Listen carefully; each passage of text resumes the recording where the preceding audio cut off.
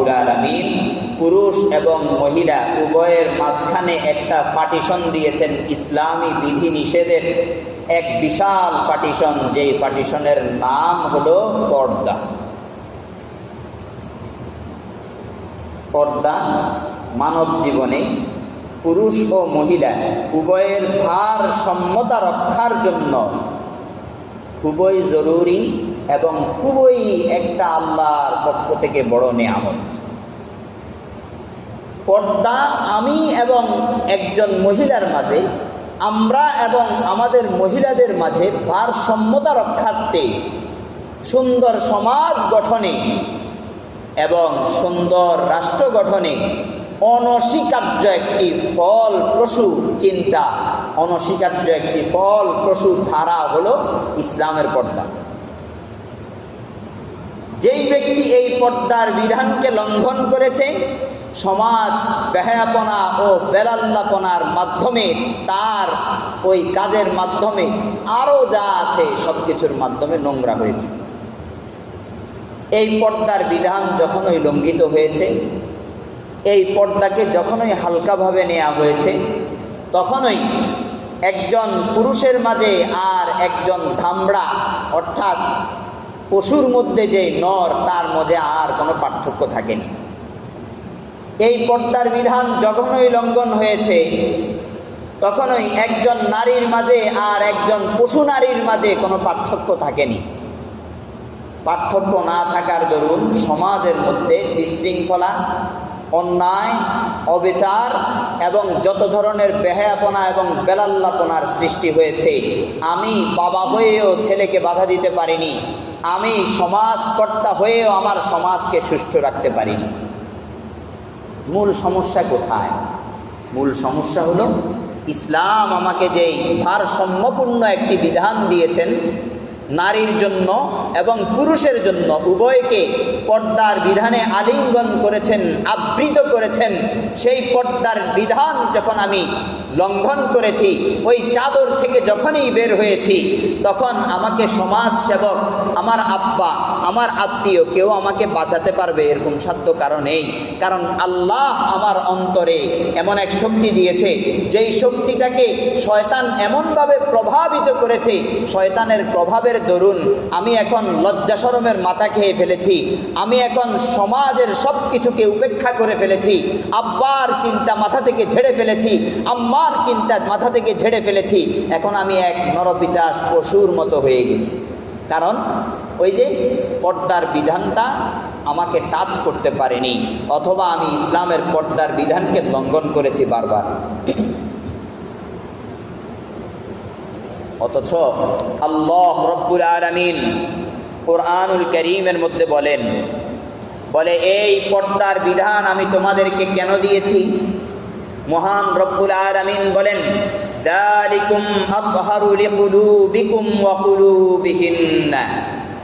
আল্লাহ রব্বুল আলামিন বলে, পর্দার বিধানটি হলো অতীব পবিত্রতার মাধ্যম, অত্যন্ত পবিত্র কার্যকরী একটি বিধান তোমাদের অন্তরের জন্য এবং নারীদের অন্তরের জন্য। অর্থাৎ পর্দার বিধান আমি যখন পালন করব, একজন পুরুষ হিসেবে আমার অন্তর পবিত্র থাকবে, আবার একজন নারী হিসেবে আমাদের মহিলাদের অন্তর পবিত্র থাকবে। অন্তরের পবিত্রতার জন্য আমার অন্তরে যেন পবিত্র থাকে, তার অন্তরে যেন পবিত্র থাকে, আমার অন্তরে যেন তাকে দেখে কোনো কুমন্ত্রণা সৃষ্টি না হয় এবং সে যেন আমাকে নিয়ে কোনো কুধারণা ভাবতে না পারে। সেই জন্যই এই পবিত্রতার জন্য, আত্মার পবিত্রতার জন্য মহান রব্বুল আলামিনের বিধান, পর্দা করো। শুধু কি নারী পর্দা করবে? না, পুরুষেরও পর্দা আছে, পুরুষেরও পর্দা আছে।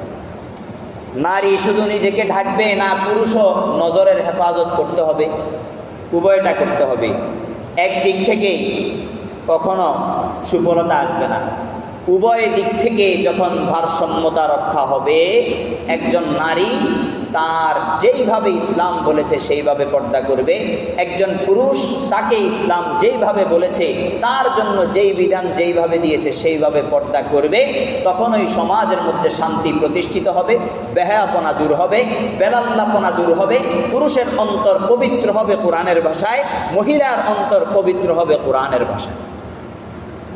কোরআন বলেছে যালিকুম আতহারু লিকুলুবিকুম ওয়া কুলুবিহিন্না। এবার আসুন, পর্দার বিধান কোরআনুল কারীমের মধ্যে একটি আয়াতে না অনেকগুলো আয়াতে নারীদের বিষয়ে, পুরুষদের বিষয়ে পর্দার বিধান কোরআনুল কারীমের মধ্যে জায়গায় জায়গায় আল্লাহ রাব্বুল আলামিন বলেছেন। এবং এই পর্দাটাকে ফরজ করেছেন। এমন কোনো বিষয় নয় যে যোহরের আগের 2 রাকাত সুন্নাত 4 রাকাত সুন্নতের মতো সুন্নতে মুআক্কাদা অথবা কোনো নফল কাজ, বরং এই পর্দাটা হলো সমান তালে ইসলামের একটি অকাট্য বিধান এবং ফরজ কাজ। কি কাজ? ফরজ কাজ। যেই কাজটাকে ছেড়ে দিলে সমাজে বিশৃঙ্খলা সৃষ্টি হয়। মহান রব্বুল আলামিন কোরআনুল কারীমের মধ্যে বলেন, উদ্দেশ্য কাকে করছেন? মুহাম্মদুর রাসূলুল্লাহ সাল্লাল্লাহু আলাইহি ওয়াসাল্লামকে পর্দা সম্পর্কে তাকিদ দিচ্ছেন। আল্লাহ রব্বুল আলামিন বলেন, আউযু বিল্লাহি মিনাশ শাইতানির রাজীম, বিসমিল্লাহির রহমানির রহিম, ইয়া আইয়ুহান নাবিয়্যু কুল লিআজওয়াজিকা ওয়া বানাতিকা ওয়া নিসাইল মুমিনিনা ইউদনিনা আলাইহিন্না মিন জালাবিবিহিন। আল্লাহ রাব্বুল আলামিন কোরআনুল কারীমের মধ্যে প্রিয় নবী হযরত মুহাম্মদুর রাসূলুল্লাহ সাল্লাল্লাহু আলাইহি ওয়াসাল্লামকে ডেকে বলেন, হে নবী, কুল, আপনি বলে দিন, লিআজওয়াজিকা, সর্বপ্রথম কাকে বলবেন? বলে আপনার স্ত্রীদেরকে বলেন, যারা আপনার মা তাহাতে আপনার ঘরের মধ্যে দিনাতিপাত করছে, আপনার সংসার করছে, সর্বপ্রথম তাদেরকে বলেন। ওয়া বানাতিকা, এবং আপনার মেয়েদেরকে দিয়ে শুরু করেন, অর্থাৎ ঘর থেকে শুরু করেন বলতে বলতে নিজের স্ত্রী, তারপরে নিজের মেয়ে, তারপর ওয়া নিসাইল মুমিনিন, এবং মুমিনদের যারা স্ত্রী আছে, মুমিনদের যত মহিলারা আছে সবাইকে বলে দিন, সর্বপ্রথম নিজের স্ত্রী, তারপর নিজের মেয়ে, তারপরে অন্যান্য সমাজ ব্যবস্থার সবাইকে বলে দিন। হে নবী, আপনি বলে দিন। কি বলবেন? ইউদিনিনা আলাইহিন্না মিন জালাবিবিহিন, বলে তারা যেন বাহিরে কোথাও যখন যায় তখন যেন তারা চেহারার উপর দিয়ে নেকাবের মতো করে চাদরকে টেনে আবৃত করে দেয়, যেন তাদের চেহারা দেখা না যায়, তাদের চেহারা যেন দেখা না যায়। কারণ চেহারা নারীদের সৌন্দর্য কিনা বলেন? একজন পুরুষ বিয়ে করতে গেলে নারী দেখবে, তো নারীর চেহারা দেখবে না অন্য কিছু দেখবে? চেহারা দেখবে, কারণ চেহারার মধ্যে আল্লাহ রাব্বুল আলামিন সৌন্দর্য দিয়েছে, নূর দিয়েছে। তো সেই কারণে চেহারা সৌন্দর্যের অংশ। মহানবী সাল্লাল্লাহু আলাইহি সাল্লামের উপর আদেশ হয়েছে, ইউদিনিনা আলাইহিন্না, তারা যেন টেনে দেয়, মিন জালাবিবিহিন্না, তাদের চাদরের কিয়দাংশ। কিয়দাংশ বুঝছেন? এভাবে ঘোমটা দেওয়ার পর ঘোমটাটাকে যখন টেনে দেয়া হবে তখন ঘোমটাটা অটোমেটিক নিচে নেমে যাবে, তার চেহারা দেখা যাবে না। তার যতটুকু দেখা দরকার মাটির দিকে তাকিয়ে দেখতে পারবে, বাকিটা তার চেহারাটা আর কোনো পরপুরুষ দেখতে পারবে না। নবী করিম সাল্লাল্লাহু আলাইহি ওয়াসাল্লামের উপর আয়াত নাযিল হয়েছে, যালিকা আদনা আন ইউরাফনা ফালা ইউযাইন। যখন তারা এইভাবে পর্দায় আবৃত হবে, তাদের চেহারাটাকে সুন্দর করে ঢাকবে, তাদের চেহারার মধ্যে চাদরটাকে টেনে দেবে, তখন তাদেরকে অন্যান্য বেরাজনি এবং বেপর্দা মহিলাদের থেকে পৃথক করা যাবে খুব সহজে। একটা পর্দানসীন মহিলাকে আর বেপর্দা মহিলাকে একসাথে দাঁড় করালে সহজেই বোঝা যাবে যে ইনি হলো পর্দানসীন আর এ হলো বেপর্দা। একজন বেপর্দা আর একজন হলো পর্দানসীন। নবী আলাইহিস সালাতু ওয়াস সালামের উপর আল্লাহ রাব্বুল আলামিন বলেন, যখন বোঝা যাবে যে একজন পর্দানসীন মহিলা, ফালা ইউদাইন, তখন পর্দানসীন একজন মহিলাকে অন্যান্য বখাটে পুরুষরা আর কষ্ট দিবে না। বুঝেন নাই? একজন মহিলা পর্দানসীন, সে তার পুরো গা আবৃত করে বের হয়েছে, শরীর কেটে ঢেকে বের হয়েছে, ভদ্রতা, শালীনতা, মার্জিত সব কিছুকে তার ভেতরে নিয়ে সুন্দর করে বের হয়েছে। পুরুষরা যখন দেখে এ খুব ভালো মহিলা, এর দিকে নজর দেওয়া যাবে না, একে টিজিং করলে বিশাল বড় কাহিনী হয়ে যাবে, এবং তার দেখার সাথে সাথেই সে নজর ফিরিয়ে নেবে, কারণ কিছু তো দেখা যায়, তাকে সহজে চেনা যাবে যে এ পর্দানসীন মহিলা, আর তাকে কেউ ইপটিজাররা ইপটিজিং করবে না। আর অপরপক্ষে যে মুখটাকে সুন্দর করে আইব্রো, সুনু, পাউডার, অমুক সমুক এগুলা দিয়ে সুন্দর করে ঢেকে বরং তার সৌন্দর্যটাকে মানুষকে দেখাইয়ে বিবাহর অনুষ্ঠান, বিভিন্ন ধরনের অনুষ্ঠান, এখানে সেখানে যেই সৌন্দর্য নারী তার স্বামীকে দেখাবে, সেই সৌন্দর্য পর পুরুষদেরকে দেখিয়ে বেড়াবে, তাকে হুইসেল মারবে ওই বখাটেরা, তাকে হুইসেল মারবে ওই যে খারাপ চরিত্রবান লোকেরা, এবং তার দিকে কুনজরে তাকাবে। জানা তো যায় না তার অন্তরের মধ্যে কি কুমন্ত্রণা আছে, জানা যায় না, তার দিকে শত শত মানুষ নজর দিবে। তখন কি হবে অবস্থা? আপনি যদি জানতে পারেন আপনার স্ত্রীর দিকে অন্য একজন পুরুষ বদনজর দিয়েছে, যদি জানতে পারেন আপনার কাছে কেমন লাগবে? এই কারণে নবী আলাইহিস সালাতু ওয়াস সালামের উপর আদেশ হয়েছে, প্রথমে স্ত্রী, তারপরে মেয়ে, তারপরে অন্যান্য মহিলাদের সবাইকে আপনি জানিয়ে দেন, তারা যখনই বের হবে, তারা যখনই কোথাও যাবে, তাদের সৌন্দর্য যেন ঢেকে যায় এবং তাদের চাদরটাকে টেনে দেয়, তাদের চেহারা পর্যন্ত যেন না দেখা যায়। নবী আলাইহিস সালামের উপর আয়াত যখন নাজিল হয়েছে, আল্লাহু আকবার, আল্লাহ আবার বলে দিচ্ছেন ওয়া কানা আল্লাহু গফুরুর রহিমা, বলে আল্লাহ বড় দয়াশীল। এই আয়াত নাজিল হওয়ার পর হযরত আব্দুল্লাহ ইবনে আব্বাস রাদিয়াল্লাহু তাআলা আনহু বলে উক্ত আয়াতের ব্যাখ্যায় হযরত আব্দুল্লাহ ইবনে আব্বাস রাদিয়াল্লাহু তাআলা আনহু বলেন, আল্লাহ তাআলা মুমিন নারীদেরকে আদেশ করেছেন যখন তারা কোনো প্রয়োজনে ঘর থেকে বের হবে তখন যেন মাথার উপর থেকে ওড়না চাদর টেনে স্বীয় মুখমণ্ডল আবৃত করে। তাহলে কি বোঝা গেল আয়াতের অর্থ? এবং আব্দুল্লাহ ইবনে আব্বাস রাদিয়াল্লাহু তাআলা আনহু সাহাবী, জলিলুল কদর সাহাবী, তাফসীর জগতের সম্রাট, উনার ব্যাখ্যা অনুযায়ী বোঝা গেল এই আয়াত নাজিল হয়েছে ওই সময় যখন নারীরা শালীন ছিল কিন্তু মুখ ঢাকত না, মুখকেও যেন ঢেকে বের হয়, এই কারণে এই আয়াতে ওই তাকিদ দেওয়া হয়েছে। তারপর পর্দা সম্পর্কে আল্লাহ রাব্বুল আলামিনের দ্বিতীয় বিধান আয়াতে কারিমা নাজিল হয়েছে। আল্লাহ রাব্বুল আলামিন বলেন, وَإِذَا سَأَلْتُمُوهُنَّ مَتَاعًا فَاسْأَلُوهُنَّ مِنْ وَرَاءِ حِجَابٍ। নবী আলাইহিস সালাতু ওয়াস সালামের স্ত্রীদের কাছে প্রয়োজনে বিভিন্ন সময় সাহাবায়ে কেরাম আসতেন, সাহাবায়ে কেরাম আসবেন, কিন্তু কোনো জিনিস আদান প্রদানের যদি প্রয়োজন হয় তাহলে কিভাবে আদান প্রদান করবে আল্লাহ রাব্বুল আলামিন শিখাচ্ছেন।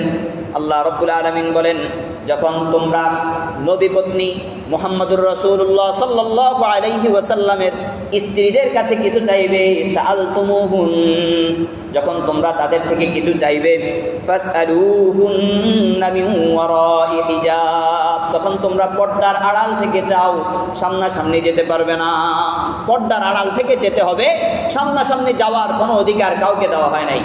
আয়াতের পরের অংশের মধ্যে আল্লাহ রাব্বুল আলামিন বিধান দিয়ে দিয়েছেন, এই বিধান তোমাদের ও তাদের জন্য অধিকতর পবিত্রতার কারণ। যালিকুম আতহারু লিকুলুবিকুম ওয়া কুলুবিহিন, বলে এই বিধানটা হলো তাদের অন্তরাত্মার জন্য পবিত্রতা এবং তোমাদের অন্তরাত্মার জন্য পবিত্রতা। এই আয়াতের মধ্যে আল্লাহ রাব্বুল আলামিন বলেন, নবীর স্ত্রী কখনো তোমাদের জন্য নবীর মৃত্যুর পর বৈধ হবে না। নবীর স্ত্রী, আমাদের নবীর স্ত্রী, আমাদের নবীজি সাল্লাল্লাহু আলাইহি সাল্লামের ইন্তেকালের পর কারো জন্য বৈধ হবে? উম্মাহাতুল মুমিনিন কেন বলি? সমস্ত মুমিনদের মা। তো মা কি কোনো ছেলের জন্য বৈধ হতে পারে? পারে না। আমাদের উম্মাহাতুল মুমিনিনরা আমাদের জন্য বৈধ ছিল না, তারপরেও আল্লাহ বলে যখন উম্মাহাতুল মুমিনিনের কাছে সাহাবায়ে কেরামকে বলতেছে কিছু চাইবেন, তখন পর্দার আড়াল থেকে চান, সামনাসামনি যেতে পারবেন না। যাকে বিয়ে করতে পারবেন না তার সামনে যাওয়ার ব্যাপারে আল্লাহ রাব্বুল আলামিন এত কড়া। তাহলে চিন্তা করেন, যাদের সাথে আমাদের বিয়ে করা জায়েজ আছে, যাদেরকে আমরা বিয়ে করতে পারবো, তাদের সামনাসামনি গিয়ে হাসি মজাক তামাশা করব, তাদের ব্যাপারে কত কঠোর না? উম্মাহাতুল মুমিনিনদের কাছে কিছু চাইতে গেলে পর্দার আড়াল থেকে চাওয়ার জন্য বলছেন মহানবী সাল্লাল্লাহু আলাইহি সাল্লামের উপর আয়াত নাজিল করে আল্লাহ রাব্বুল আলামিন। তাহলে চিন্তা করুন, সাধারণের জন্য কতটা সতর্ক হওয়া দরকার, কতটা সতর্ক হওয়া দরকার। আল্লাহু আকবার। এই আয়াত যখন নাজিল হয়েছে, এই আয়াত থেকে বোঝা যায় নারীর দেহের কোনো অংশই পর্দার বিধান থেকে বাহিরে নাই, বরং নারী আপাদ মস্তক পর্দার বিধানের মধ্যে।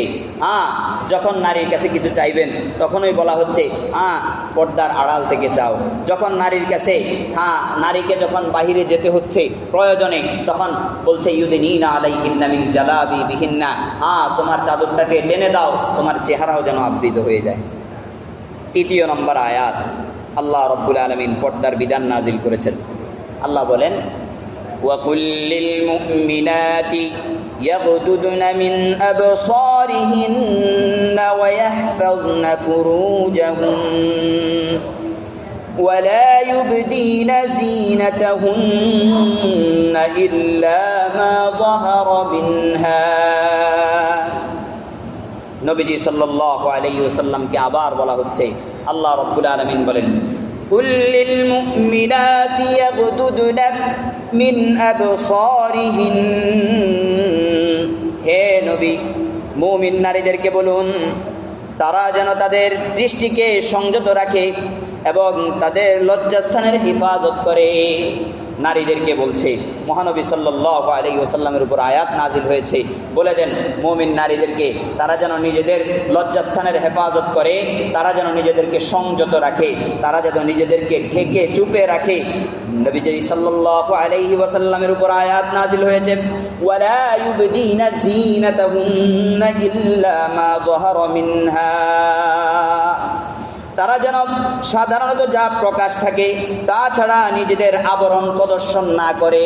সাধারণত যা প্রকাশ থাকে তা ছাড়া নিজেদের আবরণ, নিজেদের সৌন্দর্য, নিজেদের ভেতরগত সৌন্দর্য যেন প্রকাশ না করে, কোনো পরপুরুষকে যেন না দেখায়। নবীজি সাল্লাল্লাহু আলাইহি ওয়াসাল্লামের উপর আদেশ হলো। হযরত আব্দুল্লাহ ইবনে মাসউদ রাদিয়াল্লাহু তাআলা আনহু বলে, যখন এই যে আয়াত নাজিল হয়েছে, আব্দুল্লাহ ইবনে মাসউদ রাদিয়াল্লাহু তাআলা আনহু থেকে সহিহ সনদে হাদিস বর্ণিত আছে, তিনি বলেন সাধারণত যা প্রকাশিত, অর্থাৎ মহিলাদের সাধারণত যা প্রকাশ হয় ওই জিনিসটা ছাড়া বাকি সব আল্লাহ ঢাকতে বলেছেন। তো সাধারণত যা প্রকাশ হয় ওই জিনিসটা কি? হযরত আব্দুল্লাহ ইবনে মাসউদ রাদিয়াল্লাহু তাআলা আনহু বলেন ওইটা হচ্ছে কাপড়। একজন মহিলা যখন বোরকা পরবে তখন বোরকাটা দেখা যাবে, বোরকা তো আর ঢাকতে পারবে না। এটা হচ্ছে কি? কাপড়। একজন মহিলা যখন তাকে হিজাবে আবৃত করবে, তার হিজাবটা তো দেখা যাবে, হিজাব তো আর ঢাকা যাবে না। হিজাব ঢাকলে আবার হিজাবের উপরেরটা তো দেখা যাবে।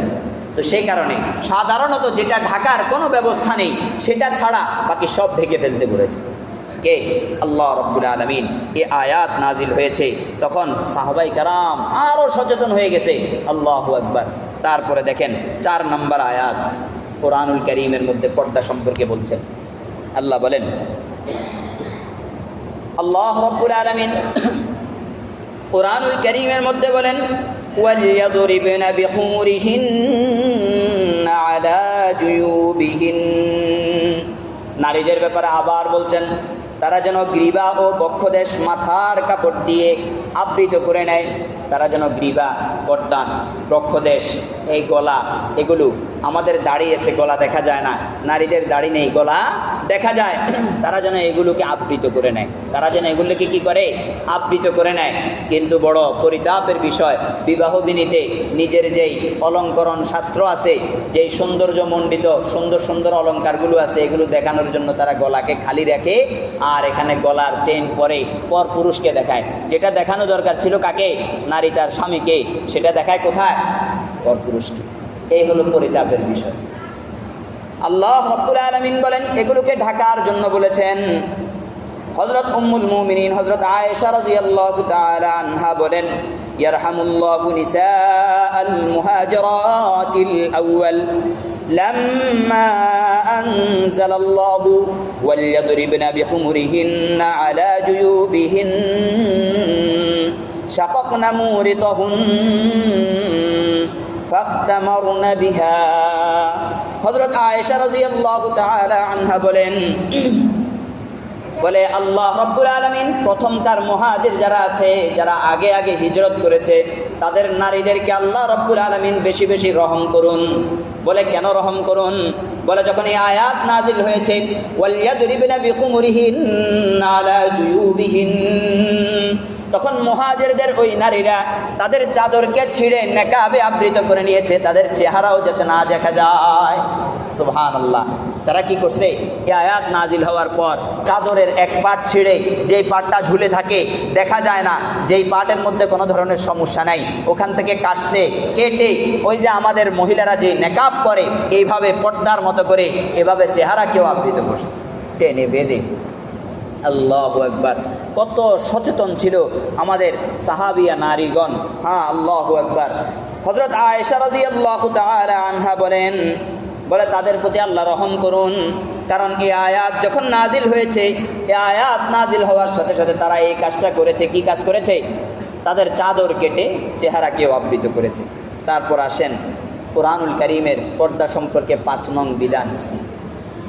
আল্লাহ রাব্বুল আলামিন কোরআনে হাকিমের মধ্যে বলেন, ওয়ালা ইয়াদরিবনা বিআরজুলিহিন্না লিয়ু'লামা মা ইউখফিনা মিন যিনাতিহিন ওয়া তুবু ইলাল্লাহি জামিআন আইয়ুহাল মুমিনুনা লাআল্লাকুম তুফলিহুন। এতক্ষণ পর্যন্ত মহান রব্বুল আলামিন বলেছেন চেহারাকেও ঢাকতে হবে, সকল সৌন্দর্য ঢাকতে হবে। যে সমস্ত জিনিসগুলো নারীর সৌন্দর্য বর্ধন করে ওই সমস্ত জিনিসগুলো ঢাকতে হবে। এখন আল্লাহ রাব্বুল আলামিন এমন এক জিনিসের কথা বলছেন যে জিনিসটা আসলে পর্দার ভেতরে থাকে, কিন্তু ওইটার শুধু আওয়াজ শোনা যায়। আল্লাহ রাব্বুল আলামিন বলেন, ওয়ালা ইয়াদরিবিনা বিআরজুলিহিন, মুমিন নারীরা যেন তাদের পাকে সজোরে নিক্ষেপ না করে, অর্থাৎ কদম যেন সজোরে না ফেলে। কেন? আল্লাহ রাব্বুল আলামিন বলেন, লিয়ু'লামা মা ইউখফিনা মিন যিনাতিহিন্না, বলে তাদের ওই সৌন্দর্য যেটাকে লুকানো হয়েছে, ওই সৌন্দর্য যেন মানুষ জেনে যায়। সেই কারণে এই উদ্দেশ্যে কোনো মহিলা যেন জোরে জোরে পা না ফেলে, কারণ জোরে জোরে যখন সে পা ফেলবে তার নুপুরের শব্দটা পুরুষের কানে চলে যাবে। হাদিসের মধ্যে আসছে। আল্লাহু আকবার। এই আয়াত থেকে বোঝা যায় পরপুরুষের আকৃষ্ট করার জন্য সে যদি সজোরে পা নিক্ষেপ করে, যেটার দ্বারা তার নুপুরের শব্দ তার কানে যাবে, এটার থেকেও আল্লাহ রাব্বুল আলামিন নিষেধ করে দিয়েছেন। ওয়ালা ইয়াদরিবনা বিআরজুলিহিন্না লিয়ু'লামা মা ইউখফিনা মিন যিনাতিহিন্না, বলে নারী, হ্যাঁ তোমার যে নুপুরের শব্দ এটাও পুরুষকে আকৃষ্ট করে, খবরদার তোমার ছনছন যেই নুপুরের শব্দ এটা যেন কোনো পরপুরুষের কানে না যায়, সেই কারণে পা খুব আস্তে আস্তে ধীরগামিতার সাথে তুমি নিক্ষেপ করো। তাহলে এবার আসুন, যেখানে আল্লাহ রাব্বুল আলামিন নূপুরের আওয়াজ শোনানোর উদ্দেশ্যে সজোরে পদবিক্ষেপ অর্থাৎ পদ নিক্ষেপ, পা সজোরে নিক্ষেপ করতে নিষেধ করে দিয়েছেন। এবার চিন্তা করুন দেখি, যে সমস্ত বিষয় দিয়ে নারীর সৌন্দর্য আরও বেশিভাবে ফুটে ওঠে, গলার সাউন্ড, আরও বিভিন্ন জিনিস, এগুলো কি পরপুরুষকে শোনানো যাবে? কথা বলে না। আল্লাহু আকবার। ফুকাহায়ে কেরাম এই কারণে বলেছেন নারীর পর্দা নারীর গলা, নারীর গলাও নারীর পর্দা, নারীর সতরের অন্তর্ভুক্ত। তার গলা অপ্রয়োজনে কোনো পরপুরুষ শুনবে, এটা শরীয়ত অ্যাকসেপ্ট করে নাই। কথা কি বুঝাইতে পারছি? আল্লাহু আকবার। পর্দার বিধান কত কঠিন ইসলামী শরীয়তের মধ্যে একজন নারীর বিষয়ে। এবার আসুন, হুজুর আকরাম সাল্লাল্লাহু আলাইহি ওয়াসাল্লাম হযরত আলীকে বলছে, আলী, হাদিস শরীফের মধ্যে আসছে, কয় প্রথমবার নজর পড়ে গেছে, ওই নজর যেন তাকরার না হয়, ওইটা যেন পুনরাবৃত্তি না হয়। অথবা একবার তাকিয়েছ, ওই একবারের তাকানো যেন দীর্ঘক্ষণের না হয়, সাথে সাথে তোমাকে চোখ ফিরিয়ে নিতে হবে। মহিলার প্রতি তাকিয়ে থাকলে আল্লাহ প্রথমবারেরটা মাফ করে দিবে, চোখ পড়ে গেছে আল্লাহ ক্ষমা চাই, মাফ করে দেন, কিন্তু দ্বিতীয়বার বা দীর্ঘ সময় তাকিয়ে থাকা, এটা আল্লাহ মাফ করবে না, পর্দার বিধান লঙ্ঘিত হয়েছে। তাহলে পুরুষদেরকে বলেছে আল্লাহ রাব্বুল আলামিন নজরের হেফাজতের জন্য। কিসের জন্য?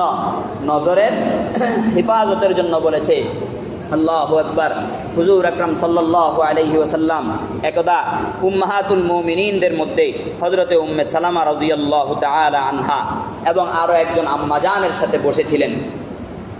এমতো অবস্থায় নবীজি সাল্লাল্লাহু আলাইহি ওয়াসাল্লামের একজন সাহাবী ছিলেন, ওনার নাম ছিলেন আব্দুল্লাহ ইবনে উম্মে মাকতুম।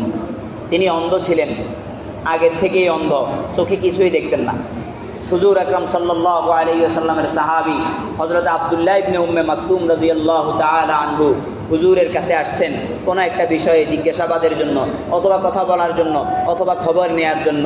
নবীজি সাল্লাল্লাহু আলাইহি সাল্লাম আম্মা জানদের জনজনকে বললেন, আপনারা ঘরের ভেতরে ঢুকে যান। কি করেন? আপনারা ঘরের ভেতরে ঢুকে যান। আম্মা জানরা প্রশ্ন করলেন, ইয়া রাসূলুল্লাহ, যিনি আসছেন তিনি তো অন্ধ, আব্দুল্লাহ, আমরা তো তাকে চিনি, সে তো চোখে দেখে না। বলে, আপনারা কি চোখে দেখেন না? আপনারা দেখেন কিনা? নবীজি সাল্লাল্লাহু আলাইহি সাল্লাম আমাদের উম্মাহাতুল মুমিনিনদের আম্মা জানদেরকে এইভাবে বলেছেন, বলে আব্দুল্লাহ ইবনে উম্মে মাকতুম চোখে দেখে না, কিন্তু আপনারা তো দেখেন, আব্দুল্লাহকে তো আপনারা দেখতে পারবেন, অপ্রয়োজনে কেন দেখবেন? চলে যান ভেতরের দিকে। আল্লাহু আকবার। এইভাবে পর্দাটাকে ইসলামী শরীয়তের মধ্যে আমার এবং আমার নারী, আমার এবং আমার মেয়ে, আমার এবং আমার সকল মেয়পক্ষীয় আত্মীয় স্বজনদের অন্তরাত্মার পবিত্রতার জন্য এই পর্দার বিধান। এই কারণে নবী সাল্লাল্লাহু আলাইহি সাল্লামের উপর আয়াত নাজিল হয়েছে। আল্লাহ রাব্বুল আলামিন বলেন, বলে যালিকুম আতহারু লিকুলুবিকুম ওয়া কুলুবিহিন্না। আল্লাহ রাব্বুল আলামিন স্বয়ং বলে দিয়েছেন, বলে দেখো, এই যে পর্দার যে বিধান, এটা মূলত কিসের জন্য? একজন পুরুষের অন্তরাত্মার পবিত্রতার জন্য, একজন মহিলার অন্তরাত্মার পবিত্রতার জন্য। যখন পর্দার বিধান সুষম সুন্দরভাবে পালিত হবে, তখন সবাই পবিত্র থাকবে, তাদের অন্তরগুলো পুত পবিত্র থাকবে, একের প্রতি অন্যের কুধারণা আসবে না, একের প্রতি অপবিত্রতা অন্যজনের আসবে না। মহানবী সাল্লাল্লাহু আলাইহি সাল্লামের উপর আয়াত নাজিল হয়েছে, অসংখ্য হাদিসের মধ্যে এর কথা বলা হয়েছে। আল্লাহ রাব্বুল আলামিন বলেন, তোমরা যদি নিজের অন্তরকে পবিত্র রাখতে চাও, এর বিকল্প নেই। এবার আসুন, আমাদের সমাজের অধিকাংশ বিশৃঙ্খলাগুলো হলো এই যে আল্লাহ রাব্বুল আলামিন যে পর্দার বিধান দিয়েছেন, এই পর্দার বিধানকে আমরা উল্লঙ্ঘন করেছি, এই পর্দার বিধানকে আমরা ছুঁড়ে ফেলে দিয়েছি। বিবাহের অনুষ্ঠানে আজকে পর্দা নেই, একটা ভালো অনুষ্ঠানে আজকে পর্দা নেই। আমার ঘরে মেহমান আসার পর সেখানে পর্দার কোনো ব্যবস্থা নেই। আমি অনুষ্ঠান করি, বিবাহের অনুষ্ঠান করি, সেখানে আমি নারীর জন্য আলাদা খাবারের ব্যবস্থা করি না, পুরুষের জন্য আলাদা খাবারের ব্যবস্থা করি না, একসাথে বসাইয়া দেই। আমার মধ্যে এতটুকু মূল্যবোধ পর্যন্ত জাগ্রত হয়নি, আমার মধ্যে এতটুকু আত্মগরিমা আত্ম অহংকার পর্যন্ত নেই যে আমার বিবিকে অন্য একজন পরপুরুষ কুনজরে দেখবে। আপনার কাছে ভালো লাগেটা কিভাবে বলেন? ভালো লাগে আপনার কাছে? পারলেন না তো। মহান রব্বুল আলামিন আপনাকে আমাকে আমানতদার বানিয়েছেন। আপনার কাছে আমার কাছে আপনার বিবি আমার বিবি আমানত, আপনার কাছে আমার কাছে আপনার মেয়ে আমার মেয়ে আমানত। এই আমানতটাকে সুন্দরভাবে রাখার জন্য দিয়েছেন, খেয়ানত করার জন্য দেয় নাই।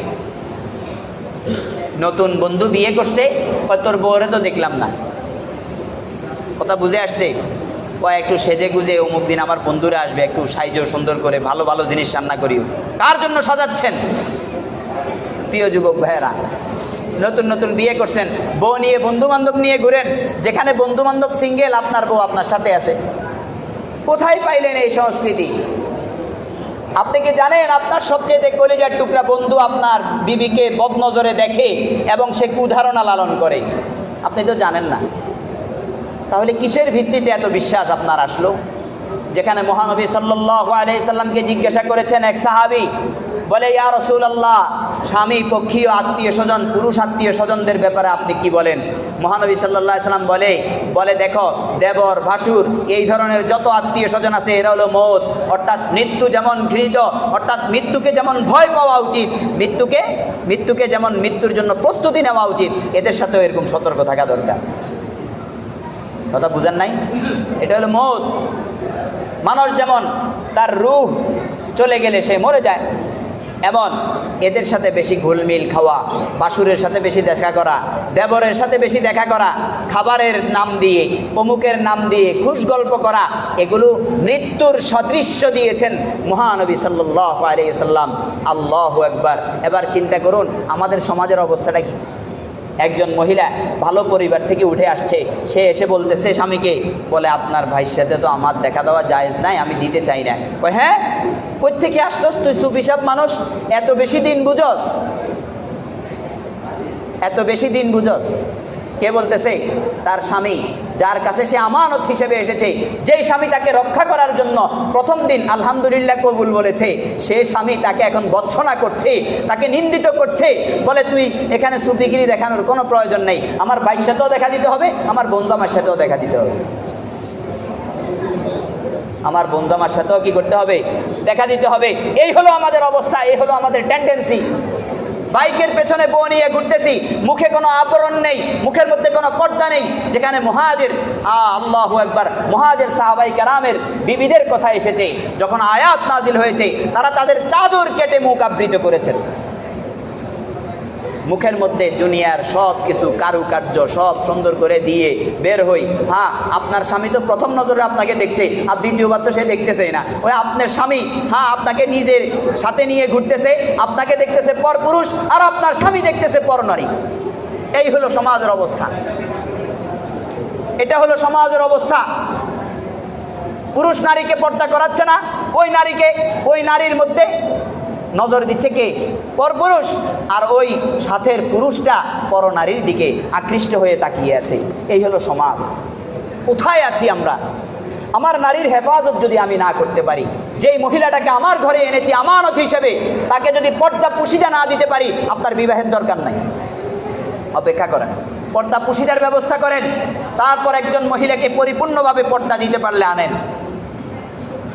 প্রথম ওয়াদা এবং প্রথম পদক্ষেপ হবে আপনার, আমি আপনাকে সকল ধরনের ইজ্জত আবরু, সব ধরনের ইফটিজিং, সব ধরনের কুধারণা থেকে হেফাজত করব।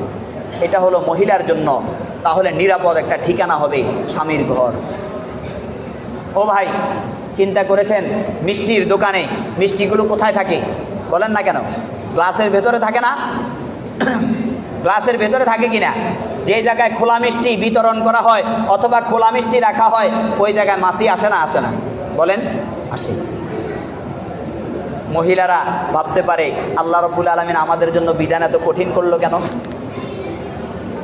কিন্তু এইভাবে না ভেবে এভাবেও ভাবা যায় যে মহামূল্যবান সমস্ত সম্পদগুলো এইভাবে কঠিন জায়গায় রাখা হয়। এইভাবে, আরে আপনি তো উম্মার মা, আপনার থেকে প্রধানমন্ত্রীও সৃষ্টি হবে, আপনার থেকে একবারে আমলাতন্ত্রের উপর থেকে নিচ পর্যন্ত সবাই যেমন সৃষ্টি হবে, আপনার থেকে আল্লাহওয়ালা গাউস কুতুব সবাই সৃষ্টি হবে আপনার থেকে। আপনার টাঙ্কি যখন ঠিক থাকবে তখনই তো সমাজ সুষ্ঠু হবে। এই কারণে আল্লাহ রাব্বুল আলামিন আপনাকে সুন্দরভাবে থাকার জন্য আপনাকে প্যাকেটিং করেছে। আমরা বাজারে যখন যাই প্যাকেটের পোলাওর চাল আর আরেকটা হলো খোলা পোলাওর চাল, দুটার দামের মধ্যে বেশ কম আছে না? বলেন না কেন? অনেক বেশ কম ভাই, ক্যাটাগরির মধ্যেও বেশ কম আছে। আপনার পর্দা যেন লঙ্ঘন না হয়, পুরুষের ঘাড়ের উপর আপনার সম্পূর্ণ দায়িত্ব দিয়ে দেওয়া হয়েছে। তার এভরিথিং, একবারে ভরণ পোষণ থাকা খাওয়া সব কিছু তুমি দিবা, কিন্তু তাকে কোনো ধরনের কষ্ট দেওয়া যাবে না, সে যেন বাহিরে না যেতে হয়। কারণ এই রোদ আপনাকে পুড়ে ফেলবে। আল্লাহ আপনাকে শান্তিময় ব্যবস্থা করে দিয়েছে। আপনি রাজরানীর হালতে আপনি ঘরের ভেতরে বসে থাকবেন, আপনার স্বামী আপনাকে এনে খাওয়াবে, না খাওয়ালে আল্লাহর দরবারে সে ধরা খাবে। আপনাকে এত শ্রদ্ধা দিলেন, এত ভক্তি দিলেন, আপনাকে রাজত্বের মহা আসনে আল্লাহ রব্বুল আলামিন অলঙ্কিত করলেন। আপনার কাছে শান্তি লাগলো না, আপনি বেরিয়ে পড়লেন, আপনি পরপুরুষদেরকে নিজের চেহারা আবরণ না দেখিয়ে আপনি নিজের চেহারা দেখালেন। আপনার সৌন্দর্য যেগুলো আপনার স্বামীর জন্য নিবদ্ধ ছিল আপনি সবাইকে দেখিয়ে বেড়ালেন। তো শেষমেশ কি হলো? আপনার গর্ভ থেকে যেই ছেলে হয়েছে সেই বেলাজা হয়েছে, আপনার গর্ভ থেকে যেই মেয়ে হয়েছে সে নির্লজ্জ হয়েছে। আর এই নির্লজ্জ বেলাজা দিয়ে সমাজটাকে ভরে ফেলেছেন। আর এই নির্লজ্জ এবং বেলাজা সমাজে কয়েকদিন পরে পরেই এখন সুসংবাদ আসে যে অমুকের মেয়েকে অমুকে ভাগায় নিয়ে গেছে। কি বুঝেন এগুলো? এই সংবাদ কেন আসে বলেন? কোথায় সমস্যা, কোথায়? ওখানে হাত দেন, পর্দা ঠিক করেন। কমিউনিটি সেন্টারে খাবারের ব্যবস্থা হয় আমাদের। কমিউনিটি সেন্টার অনেক বড় জায়গা না? সেখানে যদি আমি মুসলমান হিসেবে মাঝখানে একটা আবরণ ফেলতে না পারি, একটা পর্দার ব্যবস্থা করতে না পারি, আমার ঘরের মধ্যে সংকীর্ণ জায়গা আমি কিভাবে করব? এত বড় জায়গায় একটা পর্দার ব্যবস্থা কি করে দেয়া যায় না? অবস্থাটা এমন হয়, নারী এক পাশে, পুরুষ এক পাশে, নারী পুরুষ একসাথে বসে খাচ্ছে, কারো কোনো সেফটি নাই। ওই নারীটাও তো স্বাচ্ছন্দ্য মতে খাইতে পারতেছে না, তারও তো একটা নিজের আত্মতৃপ্তি আছে। একজন সম্ভ্রান্ত পরিবারের মেয়ে, যে পর্দা না শুধু এমনি সম্ভ্রান্ত আর কি, সেও তো ওখানে বসে খেতে পারবে না। এই পরিস্থিতি আমার সমাজের অবস্থা। যেই কোনো বিবাহের অনুষ্ঠানে, আল্লাহর ওয়াস্তে প্রিয় ভাইরা, এটা অনেক গুরুত্বপূর্ণ বিষয়। এটার কারণে আমার সমাজ নষ্ট হয়ে যাচ্ছে। আমার ছেলেকে কন্ট্রোল করতে পারতেছি না, মেয়েকে কন্ট্রোল করতে পারতেছি না। নিজের বিবি অপর মানুষের সাথে কথা বলে, নিজে কিছু বললে আমাকে ধমকি দেয়, হুমকি দেয়। এই সবগুলোর মূল জায়গা হলো পর্দাটাকে ঠিক করেন। আল্লাহ এটাকে বলেছেন যালিকুম আতহারু লিকুলুবিকুম ওয়া কুলুবিহিন। বলে এই জিনিসটা যখন তোমার ঠিক থাকবে তখন পুরুষের অন্তর পবিত্র থাকবে এবং নারীর অন্তর পবিত্র থাকবে। নারীর অন্তর যদি পবিত্র রাখতে চান, পুরুষের অন্তর যদি পবিত্র রাখতে চান, প্রত্যেকটা জায়গায় পর্দার ব্যবস্থা করেন। যেখানে উলঙ্ঘনা হবে, যেখানে নির্লজ্জতা হবে, সেখানে পরিহার করেন। সমাজ বয়কট করেন যে তুমি কেন নির্লজ্জতাকে ছড়ালে? আমাদের ছেলেদেরকে আমি কিভাবে কন্ট্রোল করব? এই কথাটা প্রশ্ন করেন। এটা তো করা দরকার। আল্লাহ রব্বুল আলামিনের কাছে আপনাদের জন্য, আমার নিজের জন্য দোয়া চাই, আমরা যেন আমাদের সমস্ত মহিলাদেরকে, তাহলে কি বললাম, মহানবী সাল্লাল্লাহু আলাইহি সাল্লামের উপর আয়াত নাজিল হয়েছে। প্রথমে নিজের বিবি, তারপরে নিজের মেয়ে, তারপরে অন্যান্য সমস্ত মহিলাদেরকে বলে দেন তারা যেন পর্দা করে চলে। এই শুধু কি মহিলাদের জন্য? পুরুষরা কি নজরের হেফাজত করবে না? গলা খাকি না দিয়ে মানুষের ঘরে ঢুকে যাওয়া অভদ্রতা নয়, বরং এটা নির্লজ্জতা এবং বেহায়াপনা। খাতির যতই থাকুক, একজন মহিলা নয়, শুধু একজন পুরুষের ঘরে ঢুকতেও আপনি অনুমতি নিয়ে ঢুকবেন। একজন পুরুষকে সতর্ক হওয়া দরকার। মসজিদের ইমাম, মুয়াজ্জিন, খাদেম অনেকে এরকম আছে। অনেক মোল্লারা আছে ওই মুক্তব পড়ায় বা বিভিন্ন জায়গায় যায়। খবরদার, ছোটবেলা আপনার ছাত্রী ছিল, এখন বড় হয়ে গেছে, এখন কোনো ছাত্রী টাত্রী নাই। মহানবী সাল্লাল্লাহু আলাইহি সাল্লামের কাছে বায়াত গ্রহণ করার জন্য যখন সাহাবিয়া মহিলারা আসছিলেন হুজুর আকরাম সাল্লাল্লাহু আলাইহি সাল্লামের ব্যাপারে, তার উম্মাহাতুল মুমিনিনদের একজন বলতেছেন, হুজুর আকরাম সাল্লাল্লাহু আলাইহি সাল্লাম কখনো তাদের হাতে হাত দেয় নাই। বলছে আমি বায়াত করলাম, পর্দার আড়াল থেকে বায়াত হয়ে গেছে, শেষ। এক মহিলা হুজুর সাল্লাল্লাহু আলাইহি সাল্লামকে পর্দার আড়াল থেকে কিছু দিতে চাইছিলেন, হুজুর আকরাম সাল্লাল্লাহু আলাইহি সাল্লাম নেন নাই। বলে এটা কি পুরুষের হাত না মহিলার হাত? বলে এটা মহিলার হাত। বা মহিলার হাত হলে তো নখের মধ্যে মেহেন্দি থাকতো। অর্থাৎ হুজুর আকরাম সাল্লাল্লাহু আলাইহি সাল্লাম, মহিলার হাত হলে সচেতন হওয়া যায়, এ কারণে মহিলার হাতেরও যেন একটু চিহ্ন থাকে যে মহিলার হাত এটা। হুজুর এটা বুঝাইতে চাইছেন। কত কড়া বিষয়, এটাকে এত হালকাভাবে নিচ্ছি। তাহলে এখন এখান থেকে ফুকাহায়ে কেরাম বলেন, পীর মুর্শিদের মধ্যেও মুরিদের সাথে পর্দা করতে হবে। হুজুরের সাথে যদি সাহাবিয়ারা দেখা দিতে না পারে, তাহলে এর চেয়ে বড় পীর মুর্শিদ কে এসেছে, যার সাথে ল্যাংটা বাবা, অমুক বাবা, তমুক বাবা, তাদের সাথে পর্দা করা যাবে না? মনের পর্দা, আসল পর্দা, বাহিরের পর্দা কিছু না। হুজুরের সাথে সাহাবিয়াদের অবস্থা এমন, তাহলে অন্যান্য নারীরা পীর মুর্শিদ উস্তাদের সাথে পর্দা করতে হবে না? হবে। আমি ইমাম সাহেব, আমি মুয়াজ্জিন সাহেব, আমাকে সর্বপ্রথম ঠিক করতে হবে যে আমি ঠিক হয়ে যাব, আমি কোনো নারীর দিকে তাকাবো না, আমার চরিত্র আমি ঠিক করব। প্রিয় ভাইরা, যা বলেছি শরীয়ত এত কঠিন, আরও কঠিন। যেভাবে কঠিন করে বলেছি, শরীয়ত আরও কঠিন এ বিষয়ে, কারণ এটা হলো সমাজের ফাসাদের মূল জায়গা। শরীয়ত এ বিষয়ে আরও কঠিন। এ কারণে আল্লাহর ওয়াস্তে সচেতন হয়ে যাই, প্রত্যেকটা অনুষ্ঠানে পর্দার ব্যবস্থা করবো তো ইনশাল্লাহ, ওয়াদা করেন, পারবেন তো ইনশাল্লাহ? ইনশাল্লাহ বলেন না ভাই, ইনশাল্লাহ। আজ থেকে যে পর্দার ব্যবস্থা যেখানে